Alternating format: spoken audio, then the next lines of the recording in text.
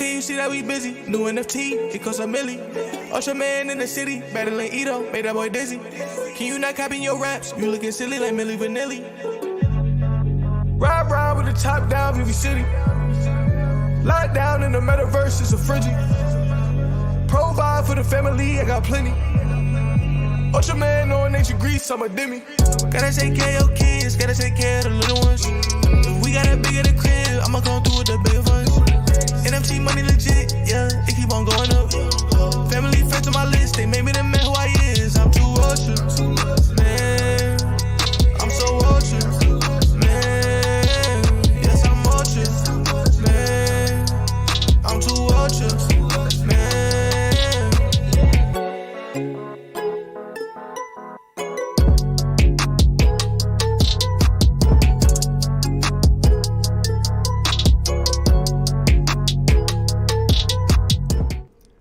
What's up, my homies and fellow NFT collectors? Good morning. The monthly community update has just been dropped, and a few people asked me to go live when the community update dropped, and I said it would depend on if I'm busy or not, and I was not doing anything at the time, and it just dropped. Shout out to G Money's in the chat. What's up, Shauna? What's up, Gritty? Good morning, Ryan. Good morning, Daniel Marquez. VeVe Dell's in the house.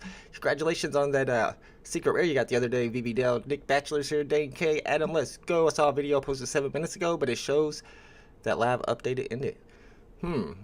Hopefully I'm live. Hopefully you guys can hear me all right. Let me know if I'm live, and then we'll start this community update and see what's going on. I know some people like to watch these community updates like on 1.5 or 2 times speed as soon as they come out, so that they can get all the info that's going to move the market and get in there and get their purchases. All right, guys, I'm gonna shut up and I'm gonna watch this video. It looks like we're good to go. Thanks for hanging out with me. Let's see what they're talking about on this community update. Here we go.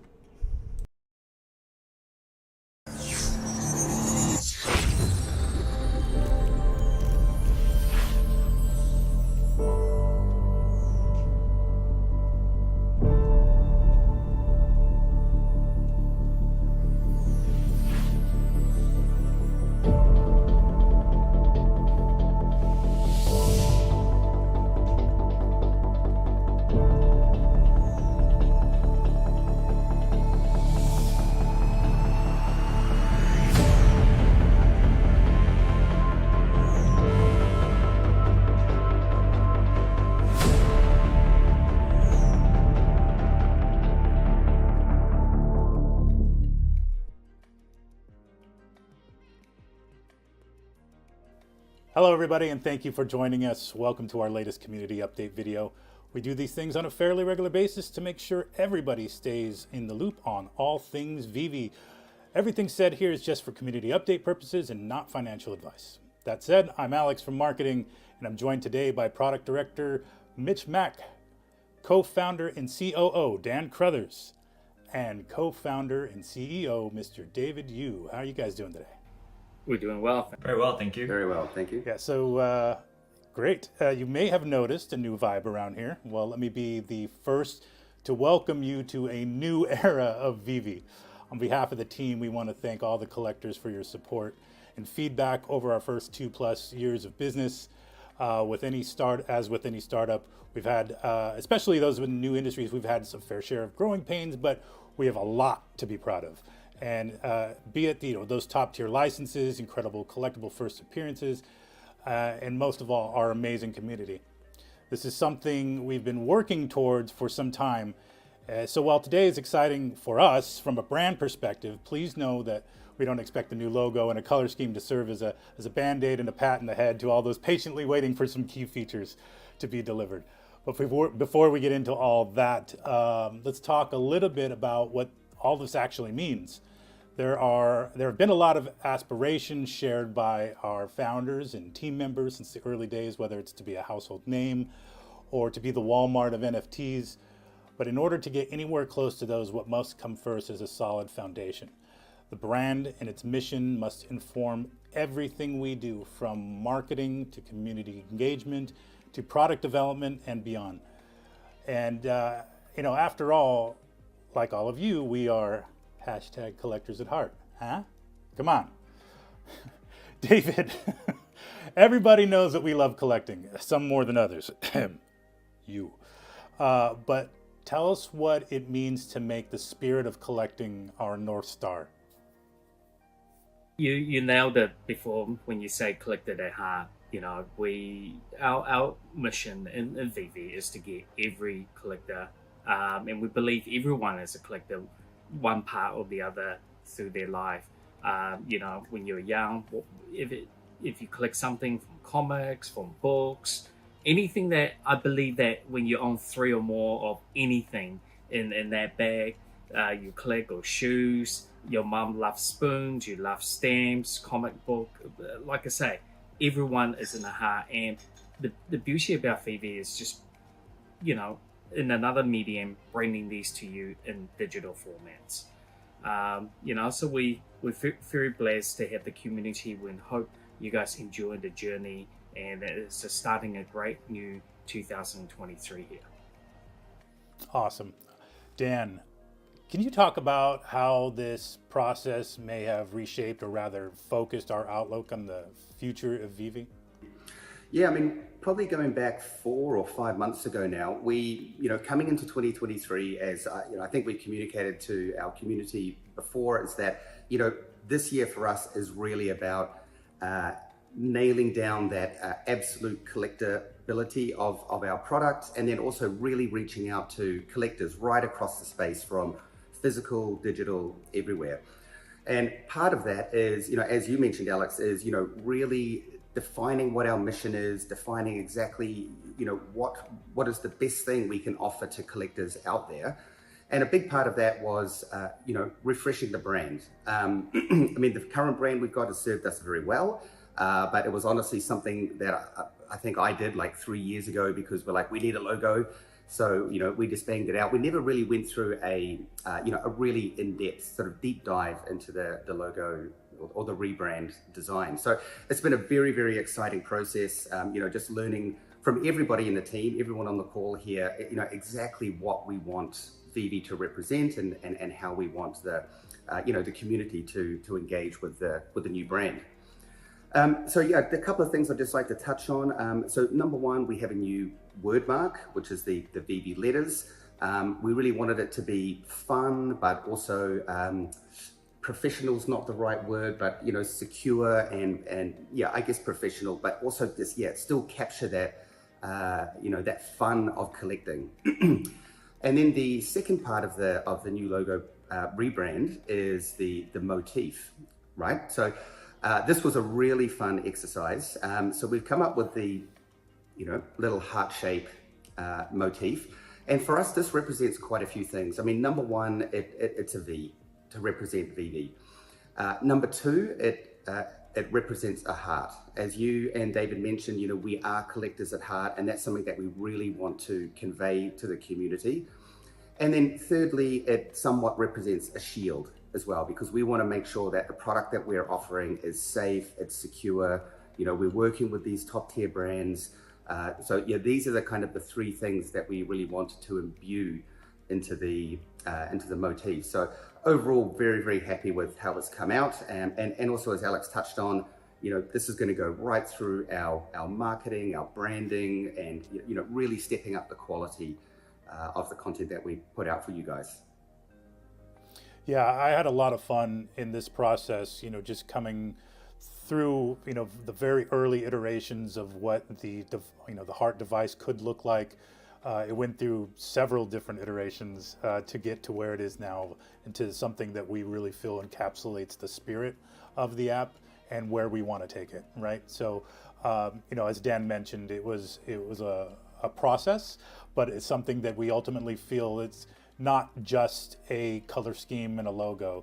It is really a spirit, and will inform everything we do from here on out. Mitch, welcome to the show. Hey. How does something as maybe seemingly trivial as branding or a tagline inform how we approach product development, especially given how passionate our community is about wanting to see steady trajectory for the platform? I think this is an evolution, in my opinion. I think it gives everyone in the team a real sense of pride in going from where we were into where we will go. like, forward trajectory. So in line with that, I think, from our perspective, this is something that the team is really, really excited about, and they're very, very, very happy to continue the trajectory that we're currently already on, right? So it's not something trivial, it's something that actually galvanizes the entire effort together. So as we evolve, we're going to see evolution in our ability to continue to deliver the best quality services and products that we possibly can on the digital scale. Awesome. So obviously you're still fairly new to the team, right? And so you've really kind of getting your hands around all of the processes and really implementing, the development cycles, etc. I know we've said a few times either in a Spaces AMA, or Reese has been on some AMAs as of recently talking about the whole 2-week cycle thing. Can you add a little more color to what that means from a product development standpoint? Yeah, absolutely. I think first and foremost, I think we need to start looking at things as from a quarterly reference perspective. I think it's really good to give the community and the VeVe fam a very good idea of what we're intending to do in a very specific amount of time. And so from a development standpoint, if we look at it from a quarterly point of view, what we can say is if there are 2 weeks delivery cycles in every quarter, then what we're looking at is 2 times 4 releases of code each month. And what's going to happen is from in the background, what's going to happen is each release of code might contain a feature release, it might contain enhancements, and it might contain enablers that will allow us to continue the momentum forward. Great. That was going to be my question. It doesn't mean that there's going to be new features every 2 weeks. It means that there's code base enhancements and things that will basically keep us on that trajectory for new products. And that is absolutely correct. It's always about the momentum. It's always about making sure that things are operating the way that they should be, firstly, most importantly. And we're also monitoring the various kind of community channels, right, to see if there's something on the side that we haven't picked up that the community has. And in my interactions with the community, I haven't met a more technical and a more robust community in my career so far. So the ability to glean information just by having conversations with people is so important, and we need that in order to continue to build a better product. Yeah, absolutely. I guess that's the blessing of being early in a pretty tech forward space, is that we do have a lot of good feedback from people who are involved in either in the industry themselves or have done development work. So always good to hear from those. And I know I kind of generally have been sending you plenty of feedback from the community over the course of your stay thus far. But let's talk a little bit about some updates that have either freshly arrived on the platform or are about to. Obviously, we've hit a few minor delays from things that we were aiming for in December, right? So first of all, let's start out with search, since that is phase 1 done and dusted, correct? Yes, that's correct. Phase 1 is complete. If I was being perfectly honest, we rolled that out because we knew that anything that we did on search was probably going to be already better than what we had. But there are enhancements coming through in the pipeline as we progress through the rest of the quarter, and we just want to make sure that everyone understands that we're trying to deliver the best quality product possible, and part of that is just continuously iterating on that program as well. So that is very important for us. Perfect. And then phase 2 will consist of further enhancements to search, including advanced filtering. Do you have any other context to offer there? Correct. So phase 2 is the next logical step. It's really about fortifying that underlying capability within search itself. So as much as we've promised, phase 1, phase 2 is coming. It's never phase never. We're going to keep rolling this software out and making sure that we're always enhancing things across the board. There could even be a phase 3, depending on the feedback and depending on the logs that we're looking at, right? If there are things that we've missed in phase 1 and 2, they'll always come through in several phases after that. Perfect. Okay. Well, today is February 1st. Let's talk then about merge accounts. Yeah, okay. We'll take it a couple steps back. I think, our target that we're tracking to in terms of development for the quarter, which is to the end of March, is tracking really, really well. And I just want to kind of make sure I remind or put it out there for everybody to kind of understand, since the last AMA and or the Twitter Spaces that we did, we've actually picked up a significant degree of momentum. So in the last 40 days, we've actually released 4 code releases. Some of them, like I said, contain features like search. Some of them actually contain enablements. But I think what's important to convey is the momentum. It's definitely there. In that space between now and when we did the Twitter Space, that is an average of 1 code release every 10 days. So that is quite significant, and it really conveys, our intent. It really conveys the team's energy behind improving the product overall. So from a merge accounts perspective, it is up next. We wanted to make sure that we handled all your assets properly and securely, and that is part of that process is making sure that we're doing vigorous testing on the system in itself. So it really is the next thing coming up, and I'm sure all of you can look forward to that when it actually rolls out. Perfect. So the article is out. The article is on basically what to expect, how to move your OMI. There will be a form in which you apply for the accounts that you want to merge into your main account. All of that is basically just waiting for deployment at this point based on final checks, right? Yeah, correct. Okay. It's going to be a process, team. It's going to be a process. It has to be manufactured. The process has to be secure, and it has to be methodical. So a little patience. Once we've opened it up, is very much appreciated. But once it's opened up, it will happen, and it will continue to roll through the list based on the submissions that come through. Got it. And just based on some of the questions that we've received when sharing that article of how people can prepare,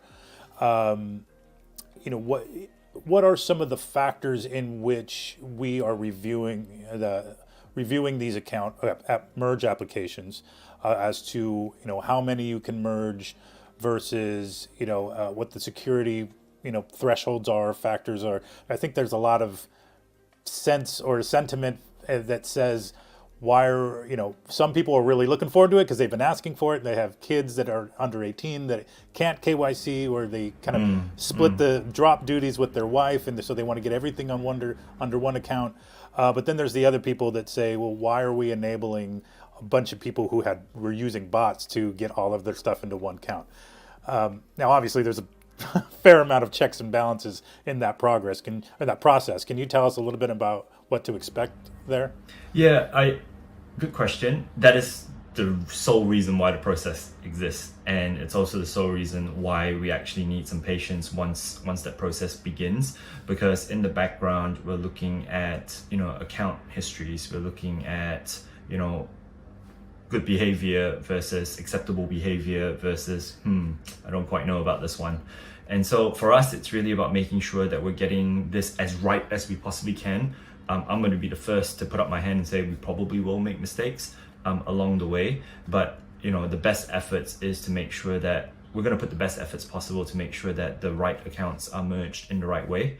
As for a limit, we're looking at 4 accounts to be merged in at a maximum at this point in time, only because we don't want to slow the entire process down. We think 4 at this stage is probably the minimum level of operating capability that we can support. So it's just a matter of making sure that lines up with our operating capacity in the background, right? But again, it's going to be a process, and we want to make sure that this is done properly. Yeah, great. Okay. Now, the other big ticket item that everybody's been asking about, Master Collector Program, aka MCP. Do you want to give an update on this, or Dan, either one of you? Yeah, I'll go, and then Dan can fill in. I think first and foremost, again, taking accountability, and during the AMAs, I said weeks. It is weeks. It's kind of, it is, depending on how you look at it. But the accountability is there. We are slightly delayed, but not because of the reasons that everyone thinks it is. We are actually putting in a lot of effort to make sure that this is correct. This again deals with the amount of points that you've collected since the beginning of VeVe. So there's a fair bit of math and processing that needs to occur, and we don't really want to shortchange anybody. So it's important that we put in the right effort and the right focus on getting the math right and proper. It is phase 1, so it is the starting point of your MCP journey. with VeVe in itself, and there will be quite exciting future phases to come once we have got this out, away, and into the hands of the users. Great. Anything you want to add there, Dan? I think Mitch pretty much covered everything, but maybe just a reminder to those who don't know that MCP is rolling out over a number of different phases, and this first phase is the ability for you to calculate your points retroactively, and then at that time you will get your rank, as in where you sit with all the other collectors out there. So we're going to find out who actually is the master collector, and then in addition to that, your MCP points. So that's going to be the first iteration going out, and just keep in mind also that when we do roll this out, you can go to your profile screen, which has had a few aesthetic updates as well, and then from there you can hit the calculate button. Now that calculation will take around 24 to 48 hours, sometimes maybe quicker, but that's because there is a lot of number crunching. I mean, you guys can imagine out there, if you've got thousands of collectibles and they've been brought on the drop and they've been brought on the market, and some are secret rares, some are low mints.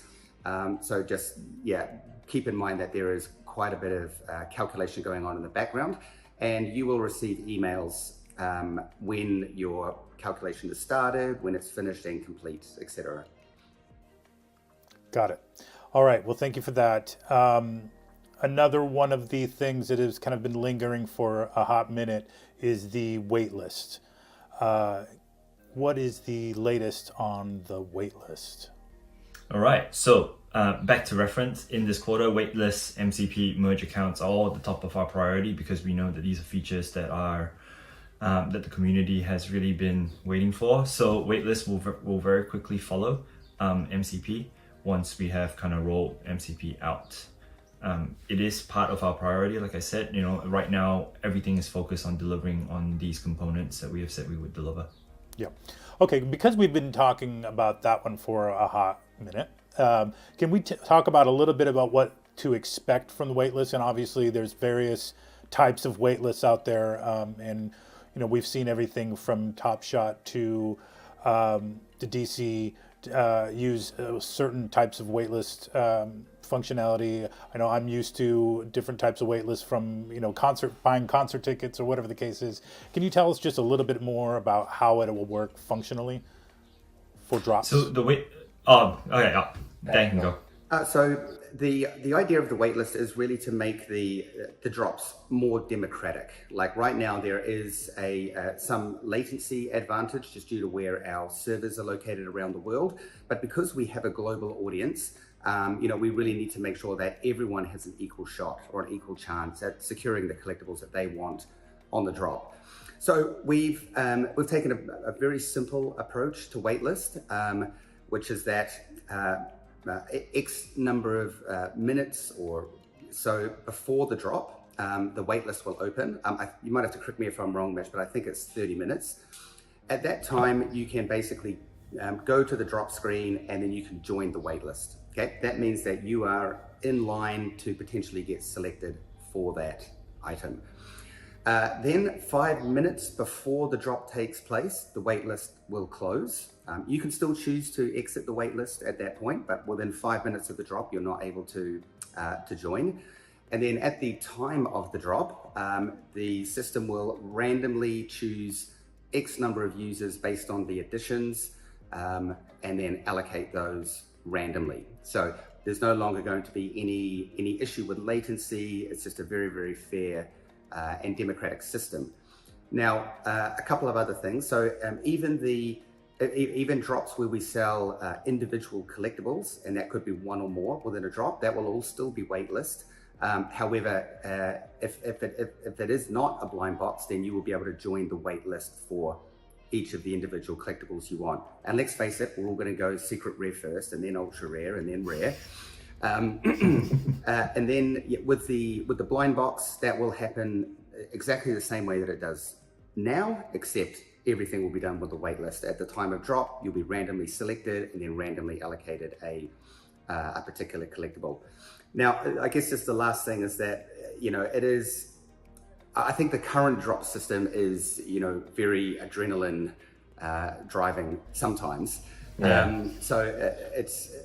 We did look at ways that we could try to keep that, but really ultimately we need to be rolling something out that is fair to everybody. So possibly not going to be as exciting, but at least, you'll know, especially for our international fans, that you will have a much greater chance of securing these collectibles you want. Great.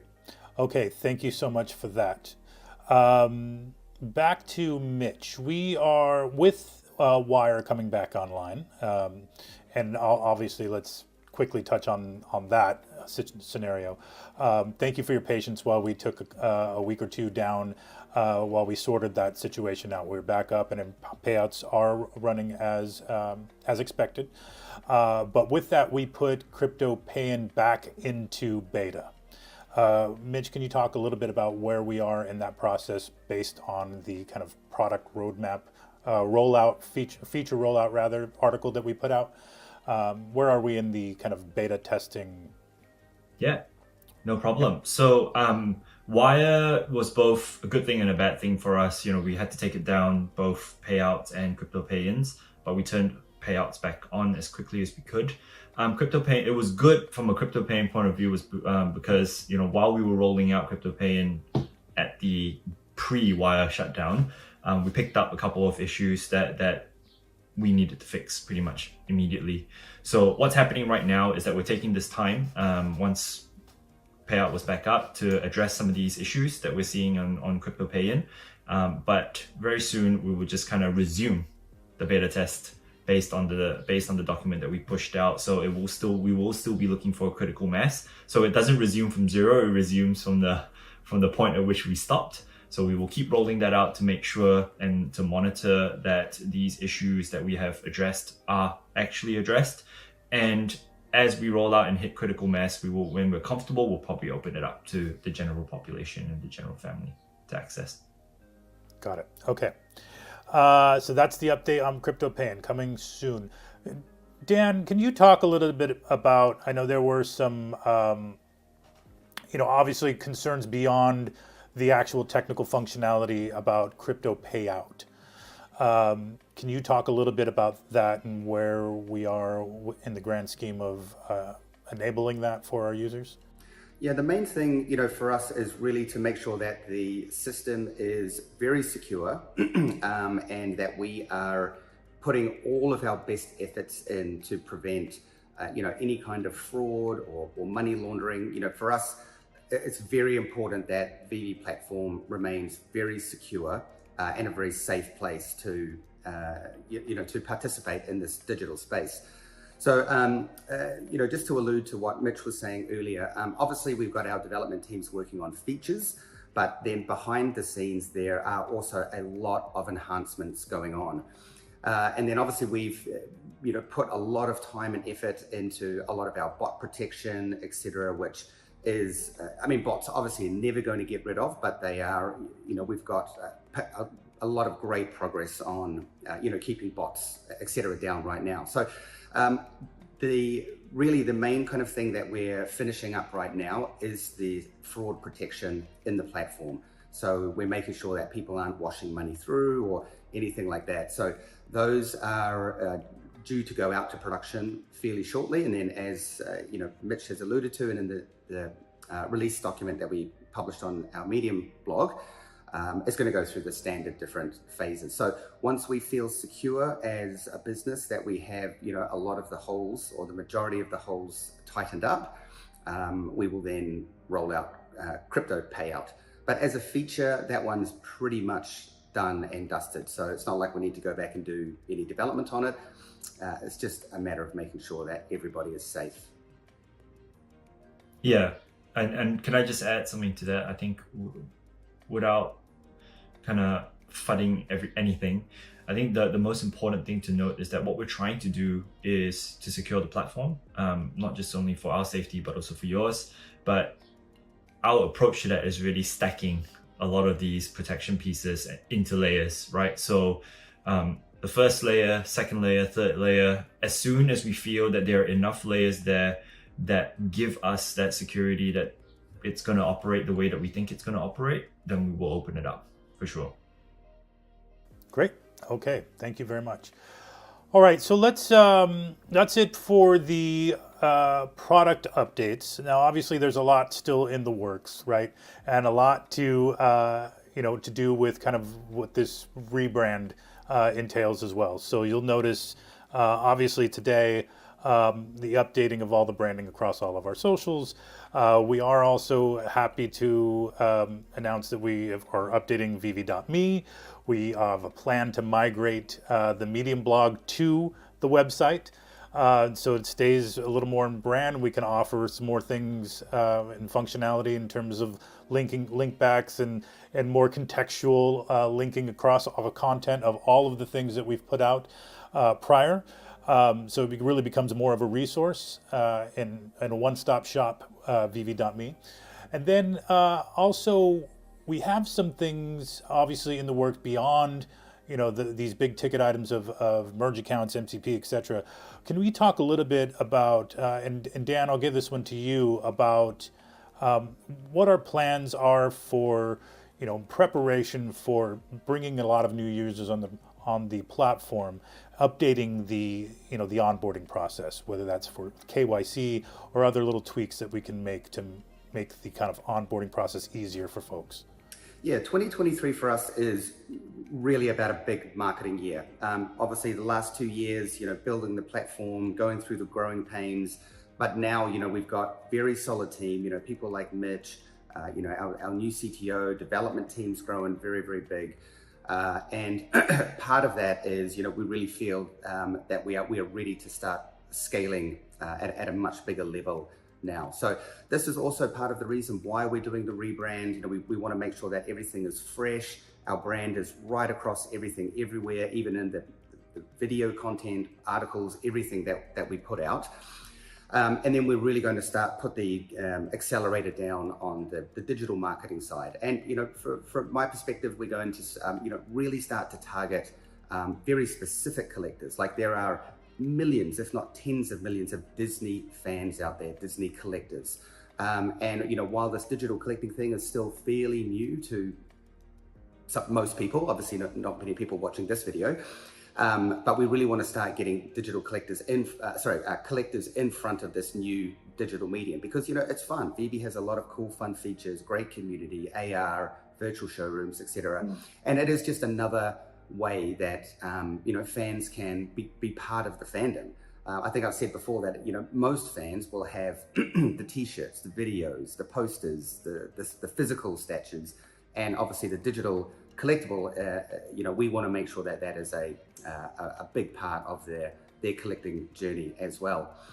And then just to touch on the feature side of things and how we are going to help facilitate that on the app side is we've both, Mitch, myself, and the wider team have been working very hard on how we can improve and optimize the onboarding process.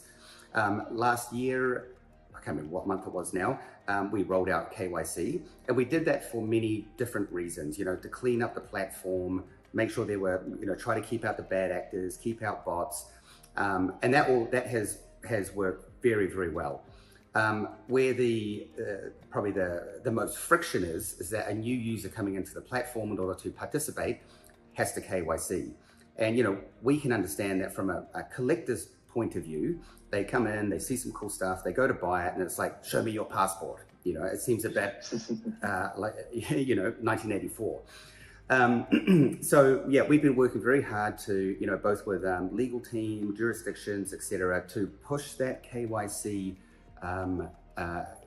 requirement much further down the much further down the user journey. So in the coming months, we'll see that users can come in, they can sign up, they can participate in drops, use their collectibles, AR, showrooms. And then when they get to the point of either selling or buying in the market or requesting a payout, it's only at that point that users will need to KYC. So we see this as going to be a big win for us. We're obviously going to be spending marketing dollars this year. We want to make sure that it's easy as possible and very well lubricated for people to get into the platform, buy their collectibles, and then, really participate in the experience. And then when they want to take it to that next level, buy and sell, and then pay out, only at that point is KYC required. Yeah, just to add on to what Dan's saying just before, and to kind of tack on to what I said earlier about layers of security, I think, if I were to paint a picture for everybody, it's important to just kind of frame it and imagine this multi-layer scenario where the stronger the layers and the more layers we put in, the better our ability to kind of open up these features and open up these capabilities. So part of that is also part of building that security layer and kind of leveling and stacking that on is to facilitate actions like these. Yeah, obviously. And then, from a marketing standpoint, that makes my job a lot easier in that I can more easily get people onto the platform and not have to worry about them dropping off out of the process right away. So yes, obviously a lot in the works. We've been talking about kind of ramping up to 2023 as the year of marketing. But yeah, there's, let me just be clear about what, marketing means. It doesn't mean we're going to be, have a Super Bowl commercial this year or anything like that. It's really about very specific targeting and streamlining onboarding user flows and, maintaining a user journey once they're in the app for, with all number of kinds of things, whether that's engagement, competitions, giveaways, more utility, things like upcoming, feature kind of tutorials, stuff like the VeVe-verse, etc. So all of that is going to generally kind of ladder up into, being part of this new kind of rebrand / easy user flow for people coming in. So we're really looking forward to that. And I am in particular, obviously, in that it's my job. But yeah, let's go ahead and keep moving here. There's a couple of things I wanted to quickly touch on. I think just generally from a communication and community engagement standpoint, we are making a renewed effort into putting out a lot more video content. So you may have heard that we did hire Corey from formerly of VeVe and 3 to come make videos for VeVe. Now you might be asking, like, where are those videos? Well, ladies and gentlemen, they are here.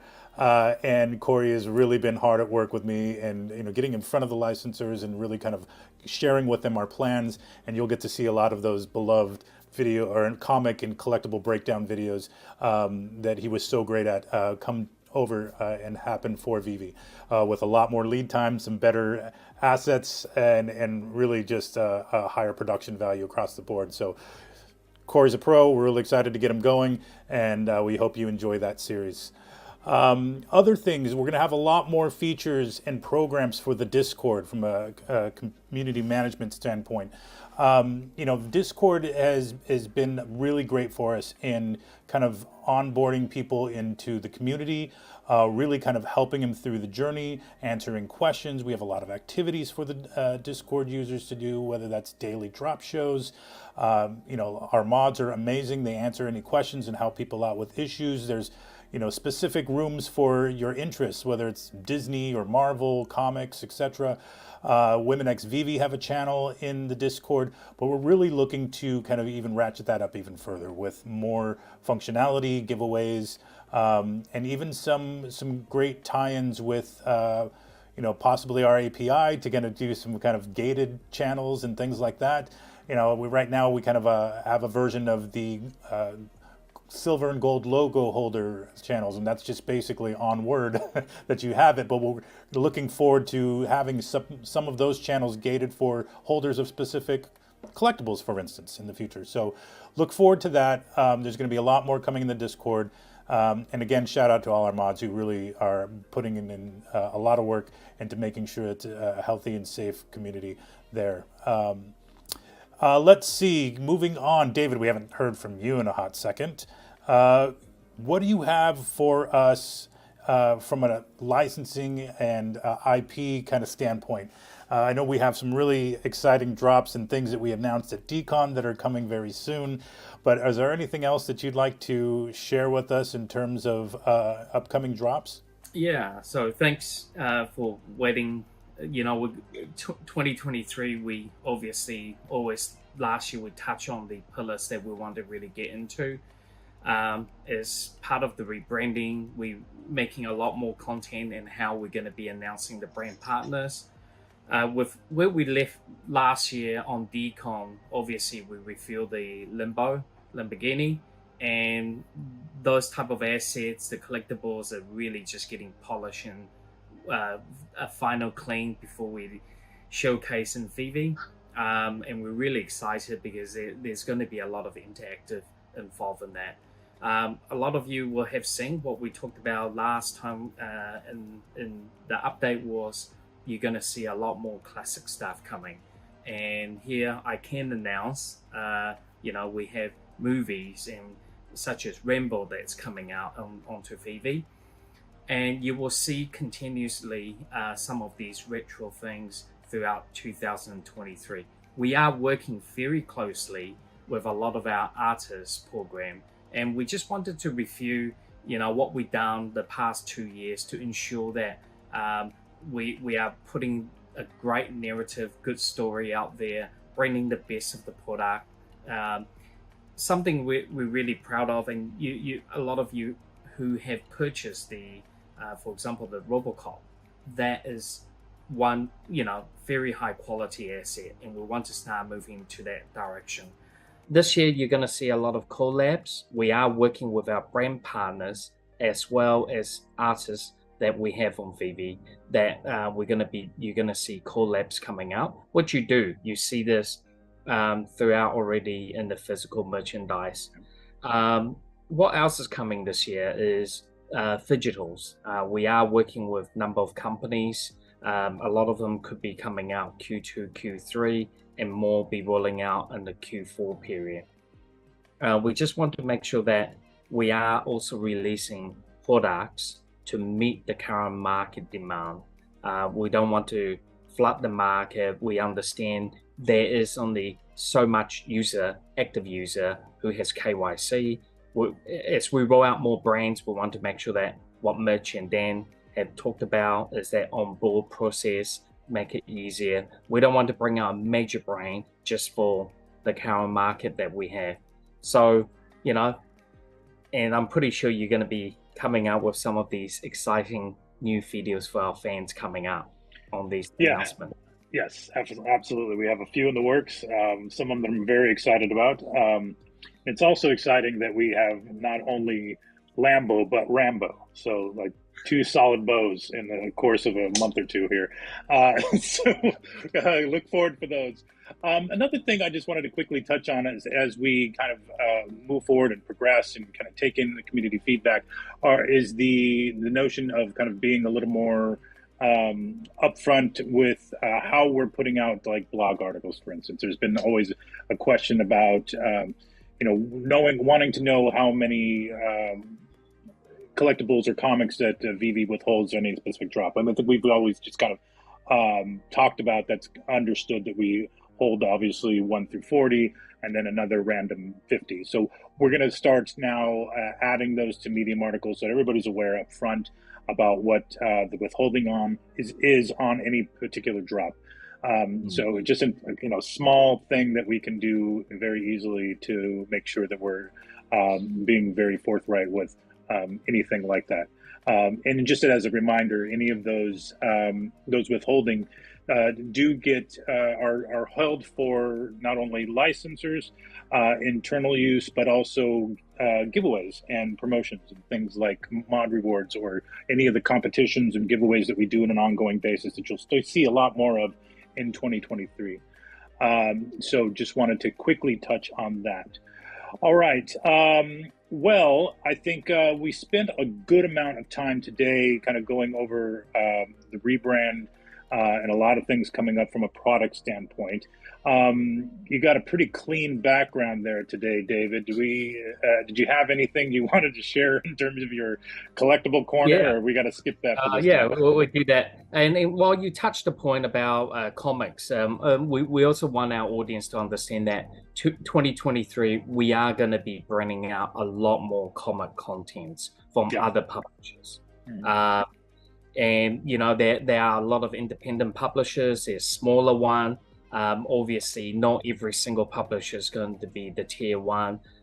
We really want part of the success of the VeVe is about celebrating. And when we celebrate artists, new writers, and, we want to make sure that the content is a good mixture of it. So do look out. A lot of the new of the first edition or first appearance of other IP and other property.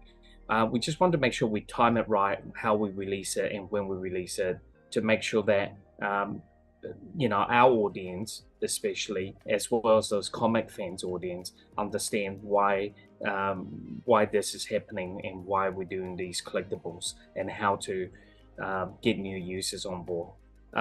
Let's go back to the collectible corner. Yeah, roll the intro. All right, what do we got? All right, Dan, do you want to go first? Yeah, I don't never like to follow you, Dave, because you've always got crazy stuff. So for me today, I want to talk about a new, well, it's actually not that new. I first heard about these guys when David and I were living in Taiwan, when we sort of first started the business, going back like three or 4 years ago. And I remember there was like a Comic-Con type event there, very small one, but when I was there, we found this sculptor who's created this world and this whole range of collectible statues called God Complex. Now, I'm a real like sci-fi nerd. I love cyberpunk, all of that kind of stuff. So these are the very, very detailed, beautifully designed characters that come from like a cyberpunk type world. You know, they've all got these like amazing sort of helmets, because in this world, you know, the air quality is not possible to breathe. So yeah, they're sort of like part cyborg, part human, but very, very cool. So yeah, these guys are called God Complex, based out of Taiwan. Go and Google them. Here's just another one here. So these ones are the actual static statues, as in, you know, they're not articulated. We can't move them around. But a lot of what these guys at God Complex do is they release these types of characters, but with a very high degree of articulation. So you can pose them, you can set them up, even right down to the fingers. If you love that kind of stuff, you know, setting up your superheroes in different poses, I definitely recommend checking them out. Very cool. Those are cool. Well, I have a couple of things that I got through Christmas I thought was pretty good. Obviously, one of them, many of you probably know, I love beer bricks.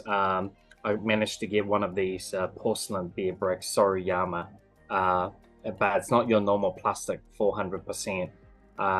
Very heavy, moves around, and I love this artist, a very well-known Japanese artist, Soriyama, does a lot of these robot look-alike. And then another thing which I talked about, collabs, and a lot of you guys probably know I love Gundam, and I managed to found a Supreme collab with Bandai Gundam the other day. So that was very cool. So you see the brand here, the collab. Not sure if I'm going to make this one though. It's going to go into one of my unopened box piles. So that's for me today. Next one, hopefully I'll be showcase some artwork or some comics. And yeah, what about Mitch? Have Mitch got something today? I don't have a wall, but I have been to Disneyland at some stage. Let me just go get this. Mitch is collecting feedback from the community. Yeah, That's I was going to correct. say. But I also have a hand puppet. I don't know if you can see it. Oh, wow. Very good. Nice. All right. Well, I think that brings us to the end of a very productive community update video. Any parting words from Mitch or Dan? Mitch, got anything? No, I just like David said, I think I know this is a little bit ironic, but a little bit of patience is very helpful, I feel, but also, you know, trust. We are doing our jobs. I am trying to do my job the best that I possibly can. So allow me to have a bit of time to kind of move things along the way that we all know VeVe can move in terms of the direction. So yeah, that's my parting words. Thank you very much for your support so far, and hope to catch you in the next one. Right on. That's nice, wise words from somebody who is, you know, fresh on the scene, and definitely trying to help us all realize this is not a rug, right? I mean, it's not a rug. Let's just be honest here. Okay, Dan. Yeah, just to carry on what Mitch said. We really are getting the wheels spun up in motion in the background. It's been a lot of hard work over the past 6 months to build out the teams, get all the systems and practices and processes in place. But yeah, for me personally, like this, I'm super excited about 23. We've really got great people on board. We've got the platform is significantly more stable, an amazing new rebrand, great people in our marketing and creative teams. And as David touched on, we are really working to make our collectibles a lot more premium. So you're going to see more animation, much more detailed. Some will even have like beautiful bases and environments, etc. So yeah, just as always, massive thank you to the community and everyone's support and quote unquote patience up till now. And yeah, really, really excited for the next year ahead. And just so everyone knows, our goal is and always has been to make VeVe like a pillar in the collectible world. And just super excited about the number of new people that we can bring into the space. Yeah, absolutely. All right, with that, we're going to leave you with a VeVe Fam highlight of the month. This one from one of the more prolific kind of scene builders and a Vaultaholic, of course. Let's give it up for True Tech Junkie, always with the heat. So thank you very much, everybody. We'll catch you on the next one, and happy collecting. Take care. So there you have it, folks, the end of the community update. Pretty much what we heard was that merges, as we know, account mergers are now available. You can merge non-KYC accounts into KYC accounts only. So if you have two KYC accounts, you can't merge those two together. And they also said Rambo's coming? I heard Rambo. And as we were mentioning in the chat, if you're watching along in the chat, I think David Yu was teasing Sesame Street pretty hard there. I don't know if that's a big drop or not, but I think Sesame Street is coming. While I have you guys here, and it's 11 o'clock, we can go ahead and mark the prices for yesterday's drop after 24 hours. Let's go check those out and see what the prices were. ASM annual number 11. Let me go ahead and update those. I'll show them. Oh, I'll have to bring my iPad up. I'll show them on the screen while I update the prices real quick. ASM annual number 11 is what this one's called, and we'll check to see what the prices were after 24 hours. And this is the last price prediction of the month, so if BE is still in the lead after this, he will win the prize. Let me know what you guys thought about the community update. What's some other important stuff that was mentioned that I didn't point out, if anything? Who am I lending my crown to, says Adam. Yeah, Adam didn't compete this month, so he didn't win this month for the first time in 3 months. So who's going to be the new champ? We're about to find out. It's probably going to be BE. Here it is right here. Let's see what these prices look like. I know it's 250. Ooh, that's exactly what I bet. 250 on the common. Uh-oh, I might make a comeback on them. And 250 on the uncommon were my two bets. And the prices are 250 and 2.57. Oh, I might get a point or a point and a half there. All right, let's check out the rare and the ultra rare. I don't remember what my predictions were. 7.28 and 15 on the dot. 7.28, 15 on the dot. And then for the secret rare, oh, I think I had 59. It is, ooh, 93.50. I was way off. That secret rare did better than I thought. I guess because it looks so nice. It has that classic white background. So I'll go through after this stream and see who got those points for the ASM annual number 11. And then whenever the next drop happens, I haven't heard of one announced yet, so I guess we don't have a drop tomorrow. Whenever the next drop happens, that'll be the first drop of the February price predictions competition. So if you guys want to get involved in the competition, get into the Discord server and make sure to get your price predictions in before each of the VeVe drops. And then tomorrow we got the I don't know if it's listed in my DC Universe. It might be in here. We got a drop coming tomorrow, DC Universe. No, it's not on here, but it's the what comic is it dropping? Flash number 123, I want to say. I'll pull it up real quick for those that are going in on the DC comic.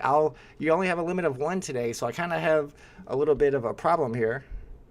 Should I whoops, sorry. Should I live stream the the early access, because I kind of want to go for the early access. I have a back cow, so I have an early access, but you only have a limit of one. If I get my one during the early access, am I going to live stream the public drop? I won't be going for one. I'm definitely going for that early access. I'll probably live stream on both, even though if I get mine in the early access, I won't be able to get another one on the second in the public. I'll just live stream it so I can show people how to do it, help them out. Thanks to my cow purchase, I'll be getting early access. Let's go, Big A. And this is a big drop, too. I think the price predictions for this one's going to be looking pretty strong. Let me go check those real quick, and then we'll end the live stream. And I'm going to be putting together a video. I'll go ahead and show you guys, give you the alpha. There's probably only a few people here right now.